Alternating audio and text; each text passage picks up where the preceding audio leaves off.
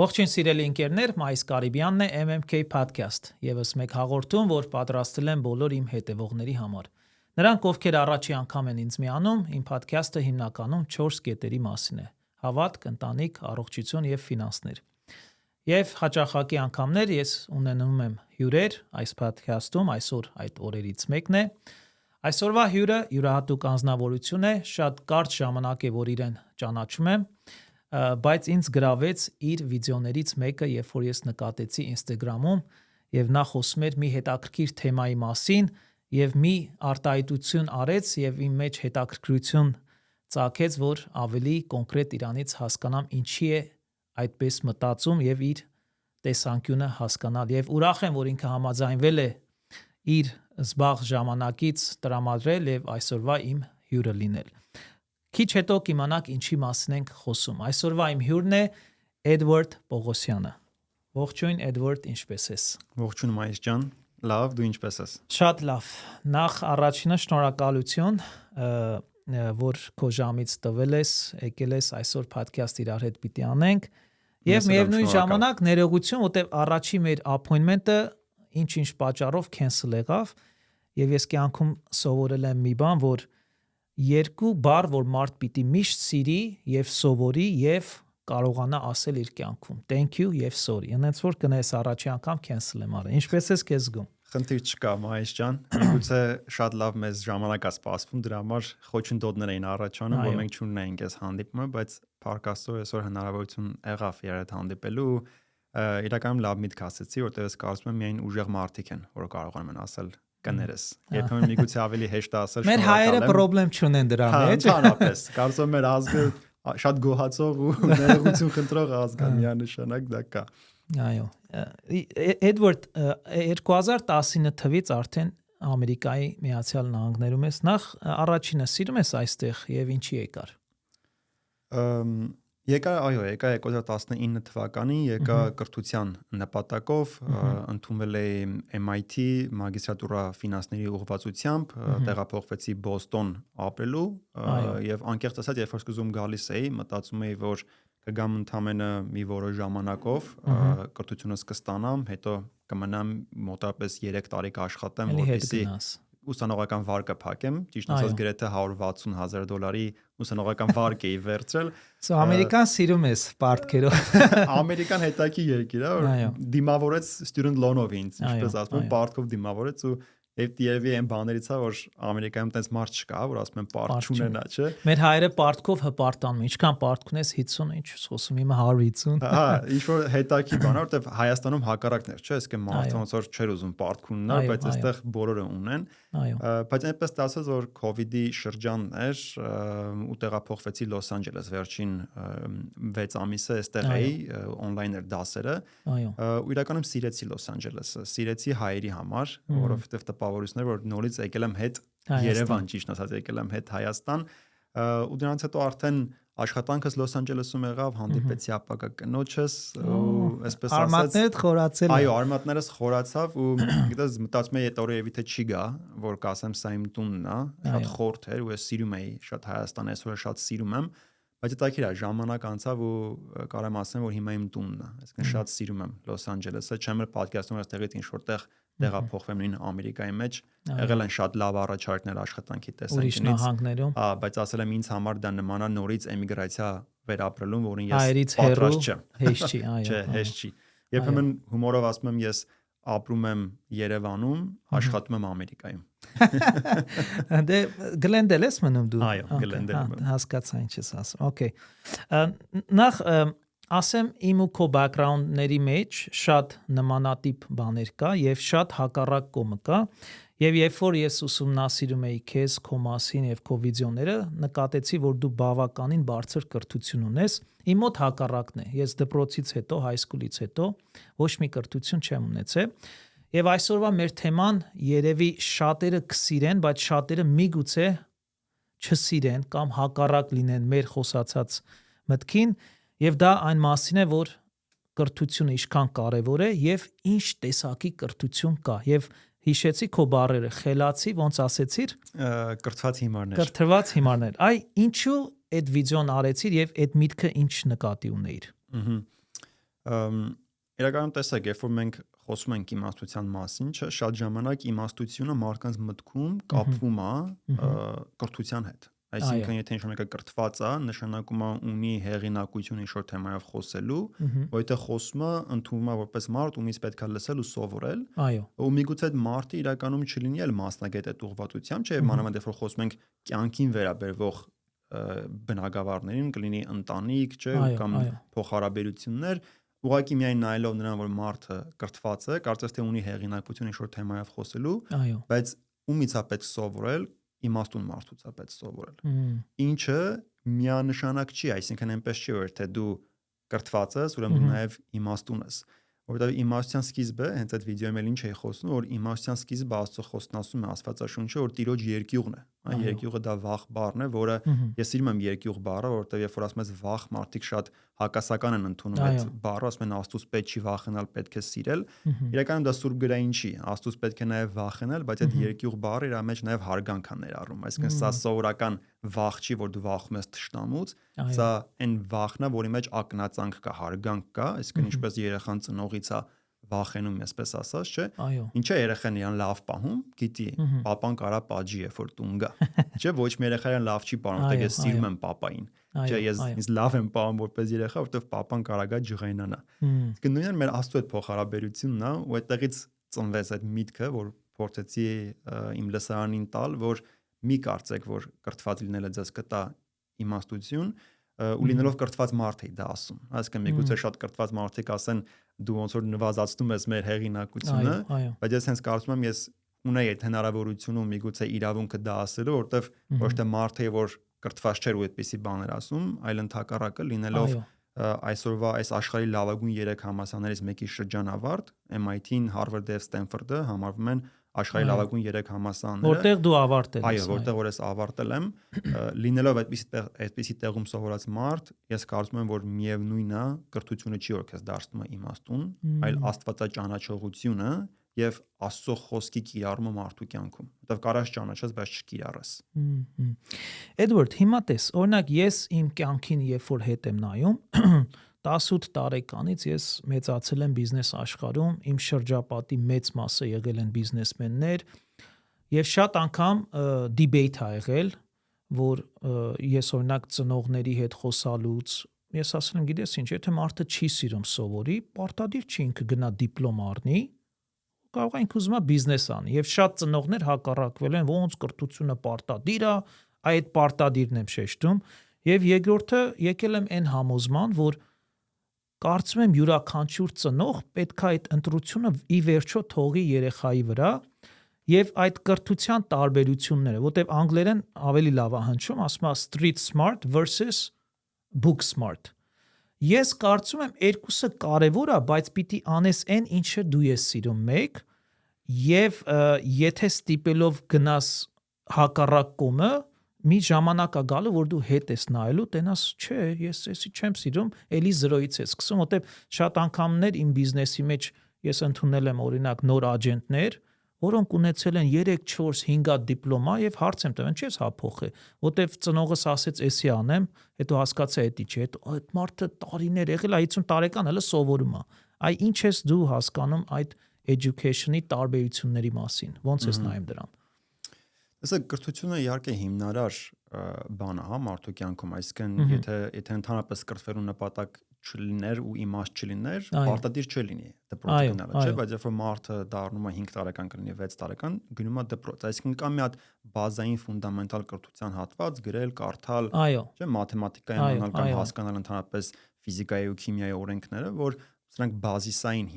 հիմնարար գիտելիքներ են, որ մարդը պիտի ունենա, որպեսզի կարողանա 21-րդ դարում ամենակում function անի, ինչպես ասում են, ֆունկցիոնալ լինի, հա։ Այսինքն, եթե մենք մտածում ենք կրթությունը որպես բազիսային բան, իհարկե դա պետք է լինի, ու սա ֆորմալ կրթության հատվածն է, հա, բայց ես նաև կասեմ, որ կա ոչ ֆորմալ կրթության հատված, որը ընդհանրապես սկսում է տնից հենց։ Այսինքն միջև երեխան կգնա ընդհանրապես դպրոց, ինքը որոշակի կրթության հատված է անցնում, որը ընտանիքում է լինում։ Այսինքն կրթություն այս իմաստով, որ ոնց է օրինակ մարդը իրան պահում հասարակության մեջ, ոնց է իրան պահում տան պայմաններում։ Չէ, այսինքն ես հիշում եմ, որ երեխեքը իրենց վատ էին պահում օրինակ դպրոցում, չասենք ոտերը կարող դնեին, չգիտեմ, նստարանի վրա կամ դնեին սեղանի վրա, տենց արտահայտություն կար, միշտ դասատուն ասում էր տղա ջան, պապատ իր ոտքերը դնում է տանը սեղանի, չէ՞, այսինքն զուգահեռ էին տանում, դու տանը ինչ ես տեսել։ Չէ՞, այսինքն մատ հատված կա բարձրորեն կրթության, որ դու դա տանն ես ձեռք բերում, դա ոչ ֆորմալ կրթությունն է։ Իսկ այն գիտելիքի հատվածը ես սիրում եմ հայերենը, որ մենք ունենք ուսում բառը, որ ես կարծում եմ առաջ այդ ֆորմալին է վերաբերվում, որ մարդը դպրոցում կլինի, համալսարանում կլինի, ստանում է։ Այսինքն եթե վերցնենք այդ առաջնային 10 տարվա կամ 12 տարվա կրթությունը, կարծում եմ դա հիմքային է, որովհետև շատ բաներ կա, որ դու այնտեղ ես, հա, սովորում նույն մարդկանց հետ շփվելու տեսանկյունից կլինի, չէ, կամ քեզ ասում են դու այսինչ օրը ինչ առարկան պիտի սովորես, գաս պատասխանես, քննություն ունես, չէ, դիսցիպլինա մարդու մեջ առաջացնում, որ ես պատասխանատու եմ ինչ-որ բան անելու, ու նաև մրցակցության զգացողություն է ստեղծում, որ դասարանում ես Երևանում հիշում եմ մոտավորապես 30-32 հոգի էինք դասարանում, ու ես ուզում եմ լինեմ առաջինը, չէ, կամ գոնե այդ ժամանակ 5 էր մաքսիմում գնահատականը, 5 եմ ուզում ստանամ, չէ, որտեղ ուզում եմ top ուսանող լինեմ։ Այսինքն ես կարծում եմ նաև էտել ինչ որտեղ առաջանում է դպրոցի տարիների ընթացքում։ Հիմա մենք խոսում ենք մասնագիտական կրթության մասին, չէ՞, մայիս ճանաչի։ Դες ինչ սիրուն հերթականությամբ տանում ես։ Հա, փորձում եմ ոնց որ ավելի sense դասակարգված գնանք։ Հիմա դրանից արդեն գալիս է բարձրագույն կրթությունա, չէ՞, կոչվում։ Այդտեղ նայ, դիբեյթը որտեղ է իմ մոտ առաջանում։ Երբ որ ծնողն ասում պարտադիր ինքը պիտի այդ դիպլոման ստանա, բայց ինչի պարտադիր, եթե այդ երեխեն փոքր տարիքից զգում է ինքը սպորտի մարդ է, կամ օրինակ բիզնես անելու, ինչի պարտադիր, այդ հարցն եմ ուզում իրար հետ համել քննարկենք։ Կարծում եմ մշակութային կոմպոնենտ կա այստեղ, որ պետք է խոսենք, որովհետև մենք ամեն դեպքում ապրել ենք սովետական միության շրջանում ու հետո մեր ծնողները արդեն հետ սովետային, այսինքն ես ծնվել եմ 90-ականներին, հետ սովետային շրջանն ա եղել, բայց այն միտքը, որ դու գնում ես դպրոց, դպրոցն ավարտեցիր, միանգամից ընդունում ես համալսարան ու նույնիսկ այսպես էր մագիստրատուրաները պետք է անեիր, չէ՞, այնպես էր մագիստրատուրա չարեցիր, համարվում էր թերի բարձրագույն, այսինքն մշակութային մատ հատված կար, որ ցավոք սրտի խնդիրը որն է, լավ մշակույթ է, բայց հարցը էսի էր, ես գնում եմ դիպլոմի համար։ Չէ՞, ինչքան իրավաբանական դիպլոմով, ասենք տաքսու վարորդներ կային։ Ու տաքսի քշելը վատ բան չի, այսինքն մեզ պետք են, չէ՞, տաքսու վարորդներ, շինարարներ, բայց եթե մարդը նպատակ չուներ իրավաբան դառնալու, իմաստը որն էր։ Էդի որ ասեցիր Էդվարդ, մի անգամից հիշում եմ, մոտ մի 6-7 ամիս առաջ էր, մի հատ վիդեո տեսա Instagram-ում, կամերան սենց zoom out անում, դուրս է գալի դիպլոմայի վրայից հերվանում է, հետո սկզբից ցույց է տալի մի աղջկա, որը այդ դիպլոման վեկալում է եւ տալիս է իր ծնողին, ասում է մամ ջան, ես իմ դիպլոման վերջապես առա, սա քեզ, ես գնում եմ անեմ այն, ինչ որ սիրում եմ։ Այսինքն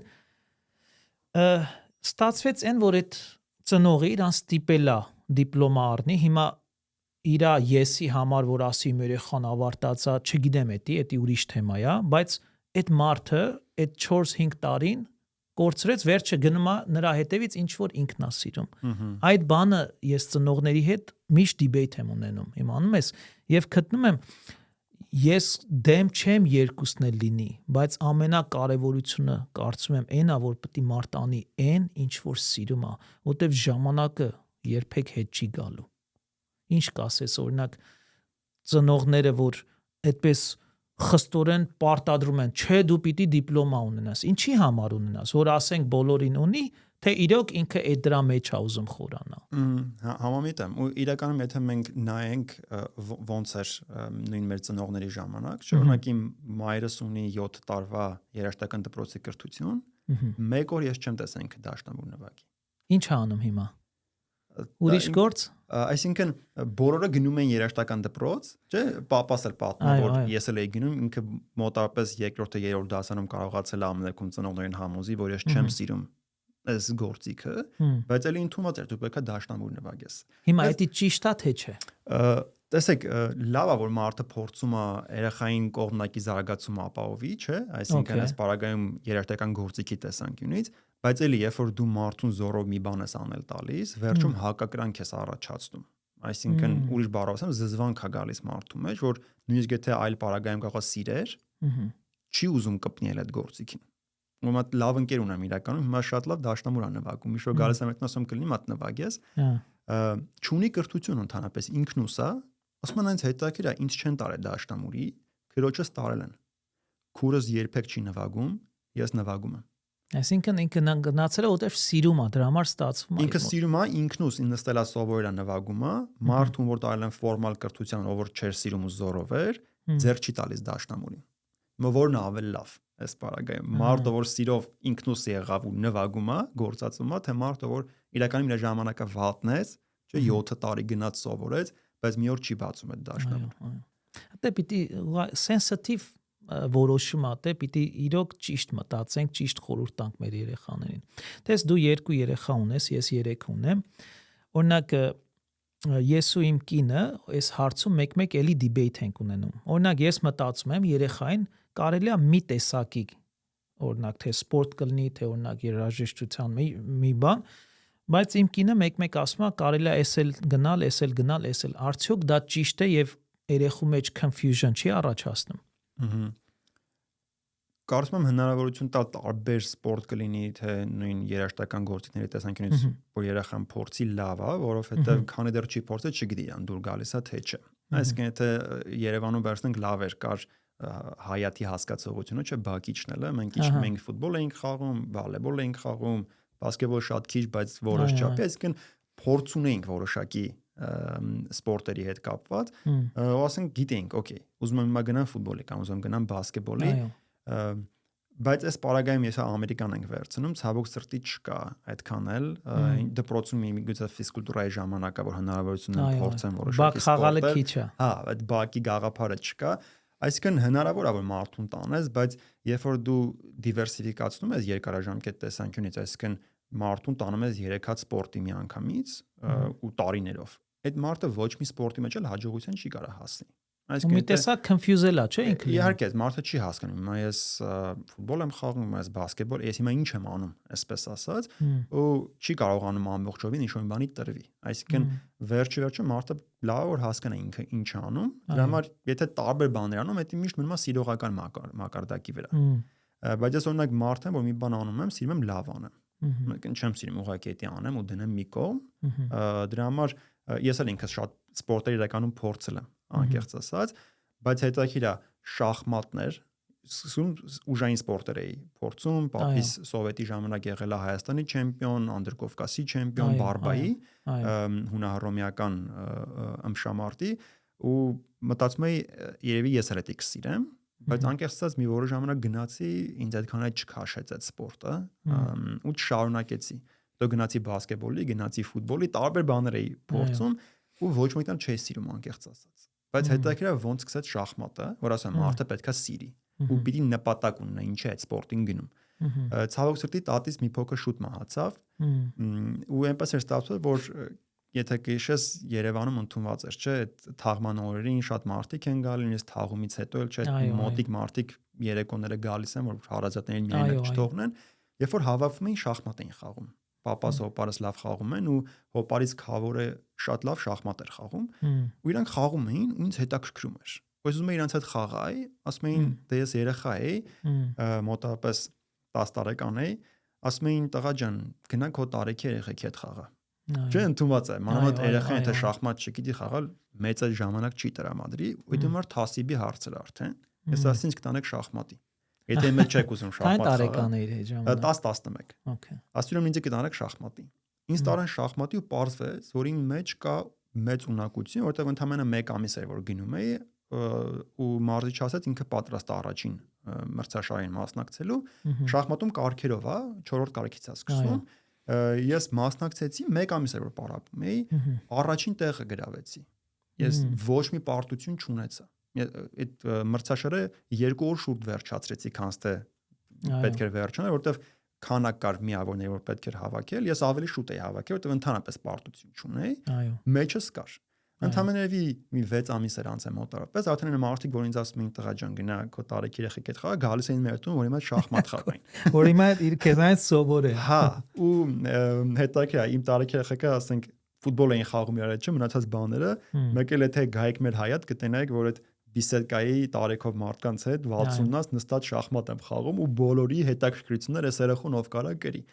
Ու հետո շատ արագ երկրորդ կարգը լրացրեցի, առաջին կարգի մրցաշարին 1 միավոր չհերիքեց, թողեցի լրիվ ուրիշ պատճառով, որովհետև հասկացա, որ եթե պրոֆեսիոնալ եմ ուզում շարունակեմ, իմ կյանքը պետք է նվիրեմ դրան։ Այո։ Ու էլի, եթե պրոֆեսիոնալ չէի շարունակելու,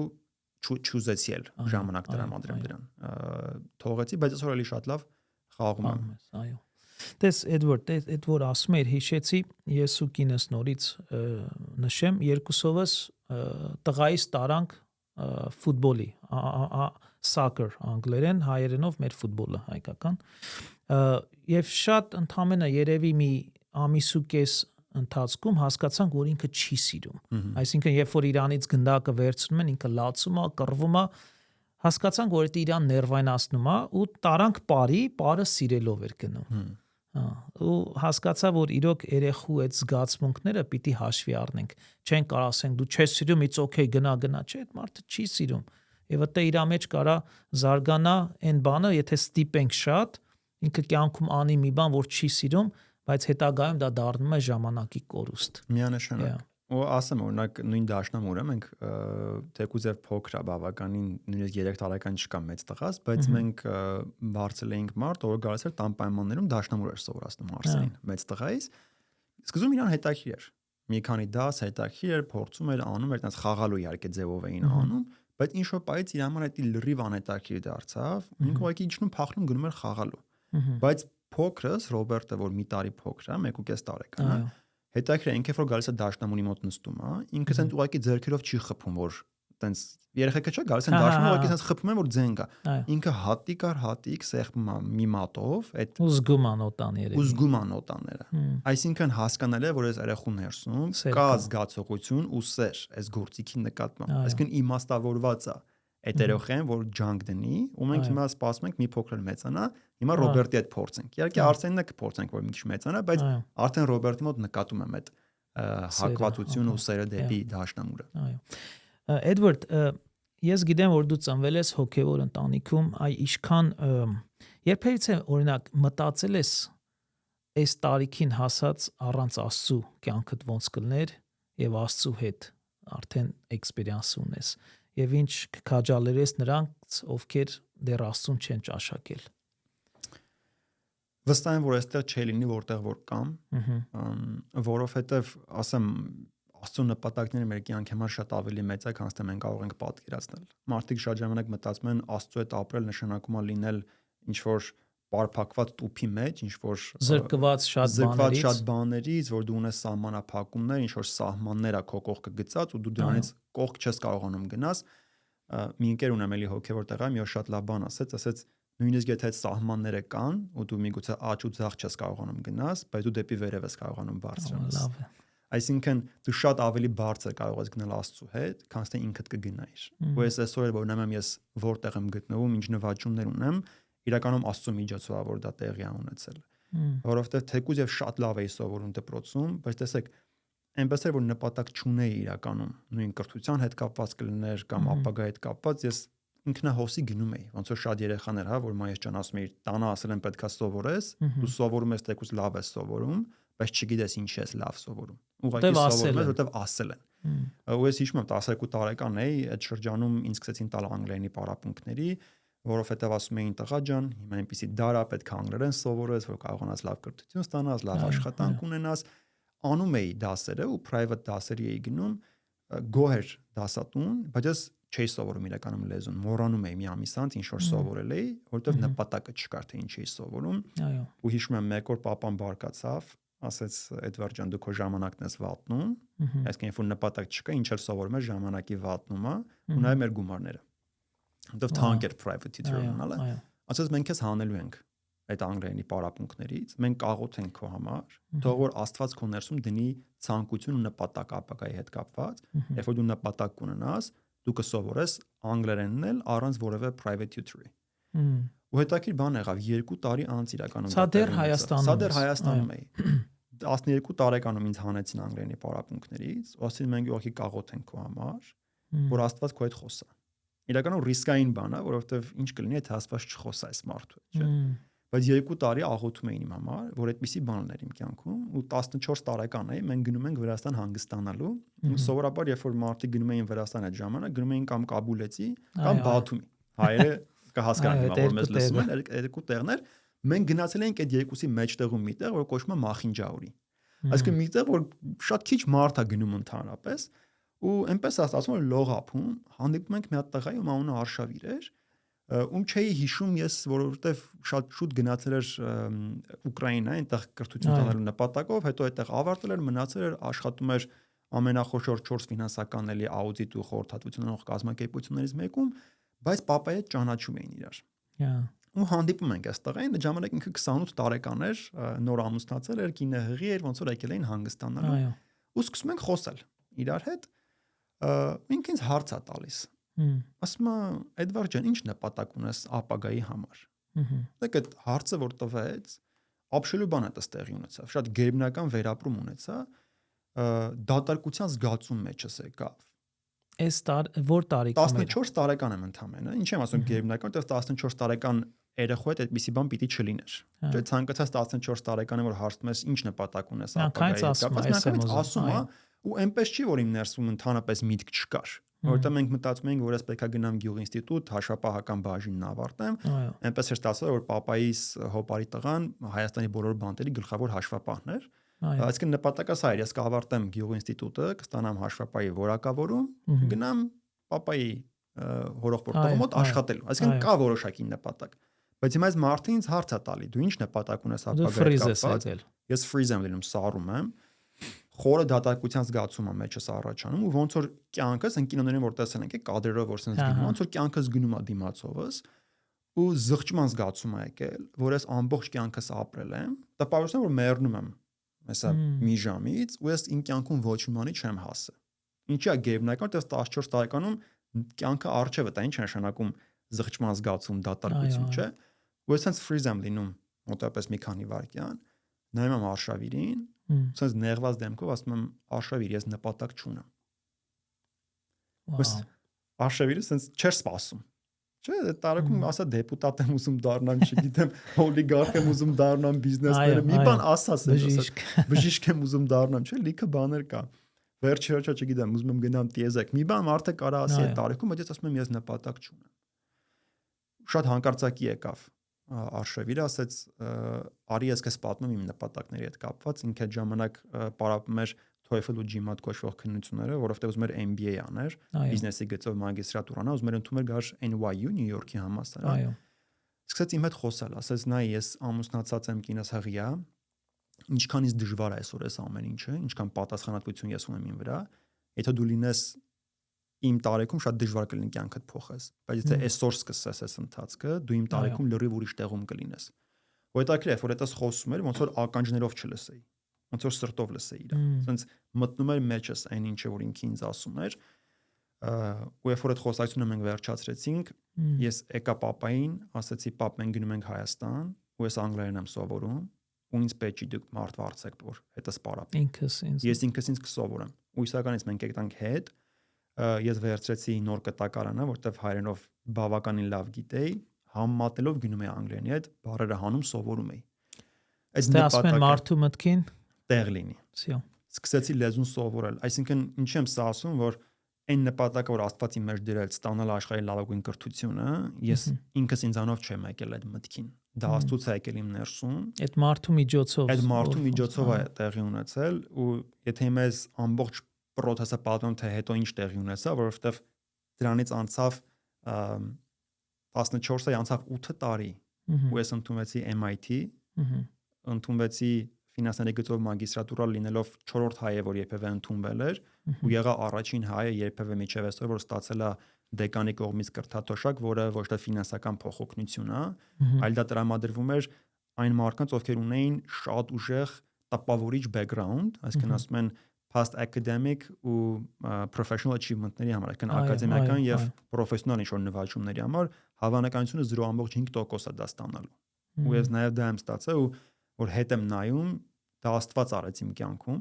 լրիվ առանձին թեմա է ոնց եղավ ու ասեմ, հետաքրիր նաեւ որ Արշավիրը ինձ ասում էր, երբ որ իմ տարիքում լինես, ուրիշ տեղ կլինես, ես 28 տարեկան եմ, երբ որ EY Parthenon-ում, որտեղ այսօր աշխատում եմ, որ աշխարհի խոշորագույն 4 ֆինանսական խորհրդատվություն անող կազմակերպություններից է,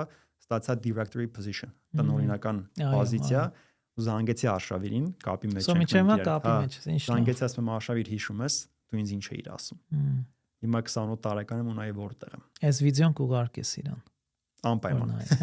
Կուղարկեմ Արշավերին, ինքն էլ իրականում մեծ նվաճումներ է շատ ունեցել։ Կարաս բարևես։ Ողջունում եմ իրականում Արշավերին, շատ սիրում եմ։ Ինձ համար մենթոր է եղել, շատ լավ է, որ ունենում ես մենթորներ քո կյանքում։ Այո։ Այսինքն առանց Աստծո այսօր այստեղ չի լինի։ Այո։ Պետք չի վախենալ Աստծո հետ ապրելուց։ Այո։ Էդվարդ, մյուս հարցս այսպեսին է. այ դու այդ էքսպերիենսը ունեցել ես, ինչ խորհուրդ կտաս ծնողներին, որ ինչպես այդ մոտեցումը տան երեխային ճիշտ գիծի վրա իրանց այսպես դնելով, ոնց այդ խորհուրդը տան երեխային, ինչ խորհուրդ կտաս ծնողներին։ Գիտեք, շատ ժամանակ ես կարծում եմ մարդը դժվարանում է նույն ուսման տեսանկյունից խորանա, որովհետև չի հասկանում որն է իմաստը, որն է նպատակը։ Այսինքն, երբ որ դու մարդուն ցույց ես տալի որն է վերջնական կետը, որ ինքը գնում է, մարդը ասում է՝ լավ, որն է ճանապարհը։ Որովհետև կրթությունը ճանապարհ է, կրթությունը վերջնանպատակ չի։ Այո։ Ցավոք սրտի մեր հասարակության մեջ կրթությունը հենց նպատակն էր։ Այսինքն նպատակը դիպլոմն էր, ոչ թե այն տեղը où դիպլոմը քեզ պիտի տանի։ Դա մարդը դիպլոմը վերցրեց, վերջ ես հասա։ Բայց հարցը հենց այդ է, դու ուր ես գնում, որն է նպատակը, չես։ Երբեմն ասում եմ, նույնի մեր երեխեքի համար եմ օրինակ բերում, երեխան ոնց է սովորում, գիտի իրան ինչ որ բան պետք է, դրա համար է սովորում։ Օրինակ նույն պուլտը այդ հեռակառավարման վահանակը, հեռուստացույցի, իմ երեխեքը, ասենք մի տարեկան երեխան է, գիտի ոնց միացնի, գիտի, որովհետև իրան պետք է որ դա իմանա։ Այդ իր կյանքում ինչ որ բան է բացում։ Այդ կարմիկ կինոպկային ֆոն ինքը սերտում է, ինչ որ բան բացում է իր կյանքում։ Երբ որ մարդը հասկանում է, ինչ որ ինքը հաջորդ պահին անելու է, նույն կրթությունը, այդ վերցնենք 4 տարի բակալավրիատի կրթություն։ Այս 4 տարվա կրթությունը ինչ է բացելու իմ կյանքում, մարդը դա կանի։ Այսինքն ոչ թե պետքա մարդուն ասել դու գնա համասարանում սովորի։ Արշավիրը ինձ ոչ թե ասում էր դու համասարանում պետքա սովորես։ Ինքն ինձ ասում էր արի ես քեզ պատմեմ աշխարհն ինչքան մեծ է, ինչ հնարավորություններ ունի, ու դու ընտրի ուզում ես այդտեղ լինես թե չէ։ Այո։ Ուզում ես լինես, դե մարի քեզ ճանապարհը ցույց տա։ Այո։ Շատ լավ։ Մի ուրիշ հարց, որ ուզում եմ զրուցել, գիտեմ քո կինը զբաղվում է հատուկ մի ծրագրով եւ որոշներին միգուցե հետաքրքրի, եթե կարող ես ներկայացրու եւ էկրաններին ցույց կտանք դրա մասին, եթե հետաքրված անհատներ լինենք, կապնվեն ձեր հետ։ Իրականում այնպես է ստացվել, որ լինելով կրթության մարդ ու այդպիսի տեղ ավարտած լինելով միշտ հարց էին տալիս, ոնց ընդունվեցիր, ոնց անենք որ մեր երեխան ընդունվի, որը շատ լավ որ ծնողները իրականում հետաքրքրվում են, ու իմ կինս էլ իրականում կրթության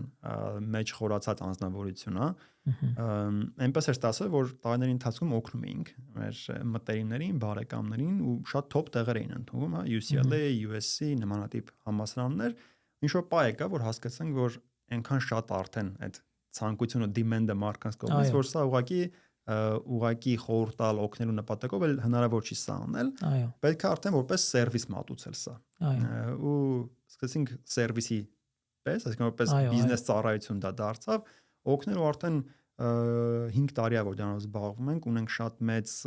նվաճումներ իրականում մեր երեխեքի շրջանակում, մարդիկ ովքեր Ivy League են, հա, ասում ես, կեն այդ Ամերիկայի top համալսարաններն են նաև ընդունվում։ ಸೊ դուք խորհուրդ եք տալի ոնց ընտրեն մասնագիտությունը։ Մասնագիտության ընտրությունը, համալսարանի ընտրությունը, այդ էսեյների գրելը, ամբողջ այդ ընթացքը, որ գնում է համալսարան դիմել, որտեվ ի տարբերություն Հայաստանում սենց է, չէ՞, դպրոցն ավարտեցիր, կար 3 հատ քննություն տալու, 20 բալանոց տվեցիր, ընդունվում էիր, չէ՞։ Այստեղ այդպես չի, չկա ինչ-որ քննություններ կոնկրետ, որ պետք է տաս մեծամասամբ, այլ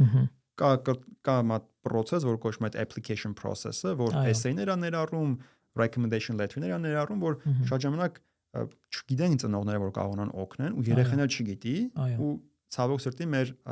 երեխեքը այստեղի այնպես չի որ վատն են կանցնեն նույն սպիտակ երեխեքը ասիացի երեխեքը խնդիրն է որ չունեն այդ օգնականներին իսկ այդ երեխեքը ունեն օգնականներ ասեմ middle school-ից սկսած նման ընդունում են Harvard ու նմանատիպ top տեղեր դեռ մենք այդ սերվիսը սկսեցինք մեր community-ի մեջ հայկական մատուցել ու Փառք Աստծո որ այդ դիմենդը կա մարդկանց կողմից ծնողները օգտվում են ու բոլորը շատ գոհ են այնպես որ կարող են դիմել մերին է հիմնականում աշխատում սկզբում ինչ որ բաներով միգուցե խառնվում էի բայց մերին հիմա ինձանից լավ անում ասում եմ Ժորժ ջան մի նայեք որ ես MIT շրջան ավարտեմ ես էլ անկեղծ ասած մերի ինքը դրա մասնագետ ինքն է դրա մասնագետը ես իրա չափ չգիտեմ արդեն ինչքան ինքը գիտի այնպես որ կարող են դիմել մենք միշտ 30 րոպե անվճար խորհրդատվություն ենք տրամադրում անկախ նրանից մեր սերվիսը կվերցնեն թե չէ կարող են մարդիկ գրել կապնվել շատ լավ մոտենալով ավարտին այս հարցը հիմնականում բոլոր հյուրերին տալիս եմ։ Այ դու այս տարիքում որ կաս, այս տարիքի Էդվարդը, եթե 18 կամ 20 տարեկան Էդվարդին խորհուրդ տար, ինչ կասեր։ Հետաքրքիր հարց է։ Դες կարծում եմ ինչ որ շատ խորը բան չէ ասի փոփոխության տեսանկյունից, որովհետև հաշվի առնելով որ 14 տարեկանից պատմեցի այդ շրջադարձային փոփոխությունը իմ կյանքում եղավ, ասեմ իմ հոգևոր կյանքն շատ մեծ աճ ապրեց։ Ես ունեի կոնկրետ ժամ աղոթքի, 10-ից 10:30 դա իմ աղոթքի ժամն էր երեկոյան։ Այսինքն երբ որ դու ապրում ես Աստծո այդ նվիրված ձևով ես ապրում, Տերն այնց անում որ դու շատ փոխելու բան չես ունում քո կյանքի ընթացքում։ Այսինքն փառք Աստծո որ չունեմ զղջումներ, այսինքն չունեմ այսպիսի բան, որ եթե նորից սկսեի ընթացք ուրիշ ձևով կանեի, եթե ինչ-որ մի բան ասեի, որ այլ կերպ վարվի, միգուցե կասեի, գիտես, գնահատի քո ներկան, որտեղ երբ որ դու լինում ես ապագայի մարդ, ունեմ ես այդ երազանքները մեջը, դու միշտ առաջ նայելով ես ապրում, ներկան չես վայելում։ Ներկան ոնց որ չվայելես։ Դրա համար Տեր Հիսուսը որ ասում էր հոգ մի արեք վաղվա օրվա համար, չէ, ասում էր այսօրվա հոգս իրան բավական է։ Կարող է տպավորություն ստեղծի, որ միթե պետք չի պլանավորել կամ հոգալ վաղվա համար, չէ։ Դրա մասին չէր խոսքը, այլ Տերը ուզում էր ասել, որ մի պա կանգ առ, չէ, մատ այսօրվա վայելի, մատ այսօրվա մեջ եղիր, որովհետև երբ որ վաղը գա, վաղն էլ դու հաջորդ օրվա մասին կմտածես ու վերջը վաղն էլ չես վայելի, կյանք արագ է գնում։ Այսինքն որ ես հետ եմ նայում, ասում եմ ոնց անցավ, այսինքն 29- եմ, եկող տարի կլինեմ 30, այնքան արագ է գնում կյանքը, որ լավ է որ դու այսօր իրականում վայելում ես։ Հիմա կարծում եմ դա եմ ուրիշ ձև անում։ Եվ ես վերջին մի տարին, մանավանդ երեխեքիս ունենալուց հետո,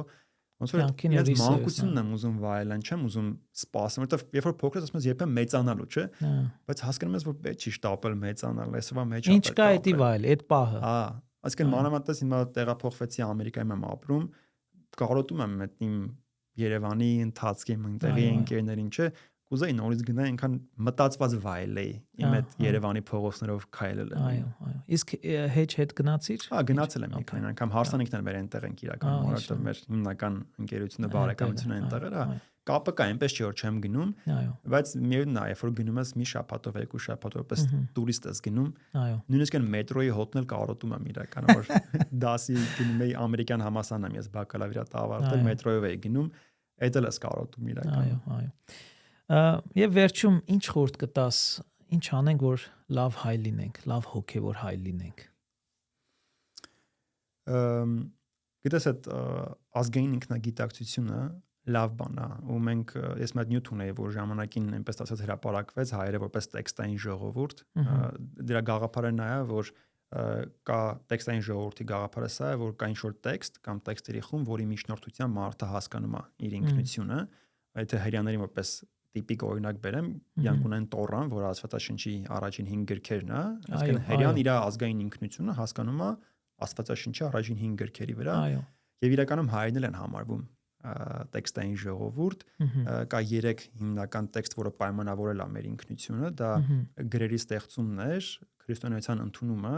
եւ ավարերի ճակատամարտը, որը եկավ պաշտպանելու այն երկու ձեռքբերումները, այսինքն մեր լեզուն ու հավատը։ Այո։ Որպես հայ ես կասեմ ոնց կարանք մնանք լավ հայ, եթե պահենք այդ երկուսը, այսինքն եթե պահենք մեր լեզուն ու պահենք մեր հավատքը, լեզուն մանավանդ դժվար է պահել, երբ որ դու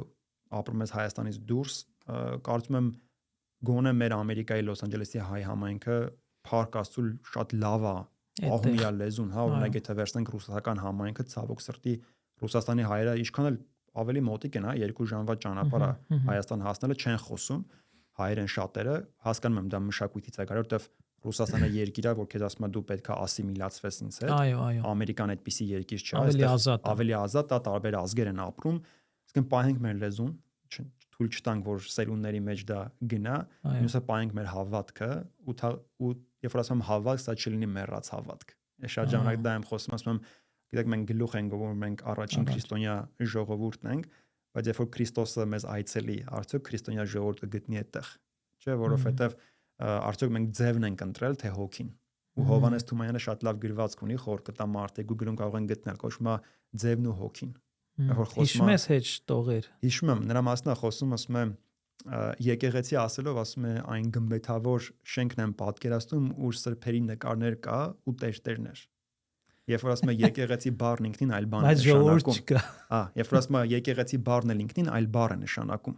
Որտեվ եկեղեցի բառը հունարենում դա եկլեսիա բառն է, որ նշանակում է մարդկանց ժողովք։ Չէ, այնքան հեշտ ասել ես եկեղեցի եմ գնում, երբ որ ինչ-որ մատ քարից շենք է, որ գնացիր, մի հատ մոմ վառեցիր ու վերջ։ Ու ասեմ մոմավառության Պավել է խոսում, ասում է որ քրիստոնեություն ասելով այդ մոմ վառելն են հասկանում, երբ որ ասում է ինչ որ ժամանակ այդ մոմ վառելը նշանակություն ու իմաստ է ունեցել, որտեղ լույս չի եղել, բայց այսօր ասում է միայն ձևն են պահում, անմիտ ու անհոգի ասում։ Այնքան լավ է խոսում, որտեղ նրան է տանում, որ պետքա այդ երկուսի համադրությունը լինի, այդ այո կա ձև աստծուն պաշտելու, բայց այդ ձևը ու հոգին պետքա միացնես իրար ու դրա մեջ է զորությունը։ Այո։ Այսինքն չլինենք ուղակի ինչ որտեղ գրած քրիստոնյաներ, որ գլուխ են գովում, ինչ որ չգիտեմ, մոմ ենք վառում, եկեղեցում աղոթք ենք անում ու գնում ենք մեր մեղքերի մեջ ենք ապրում, այլ լինենք քրիստոնյաներ, ում հավատքը կենթանի հավատք է, ինչպես Հակոբոսն էր ասում, որ հավատքը, որը գործ չունի, մեռած հավատք է, չէ՞։ Օրինակ է բերում Աբրահամի կյանքը, ասում է, որ Աբրահամը հավատքով իր միածին որդուն Իսահակին պատրաստ էր զոհ մատուցել Աստծուն, եւ ասում էր նրա գործը իր հավատքի հետ միասին կատարել եղավ եւ նրան արդարություն համարվեց։ Ինքնթվում մեր հավատքը գործ ունենա, ոչ թե ուղղակի մեր բառերով լինի, որ 4-րդ կենացնել Աստծո կենացը խմենք հավաքվելուց։ Շատ հաճելի էր Էդվարդ, ժամանակ շատ արագ անցավ։ Շնորհակալություն քո ժամից նորից եւ կարծում եմ հետագայում էլի ծրագրեր կվարենք իրար հետ, այնպես որ եւս մեկ անգամ շնորհակալություն ու Աստված օրհնի քեզ։ Ես էլ եմ շնորհակալ Մայր ջան, շատ հաճելի ժամանակ էր, այո, վստահ եմ էլի կհանդիպենք։ Եղավ։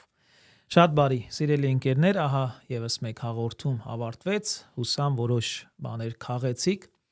Եթե հավանեցիք այս ծրագիրը, անպայման տարածեք ձեր էջերում, կհանդիպենք մյուս անգամ։ Մայիս Կարիբյան։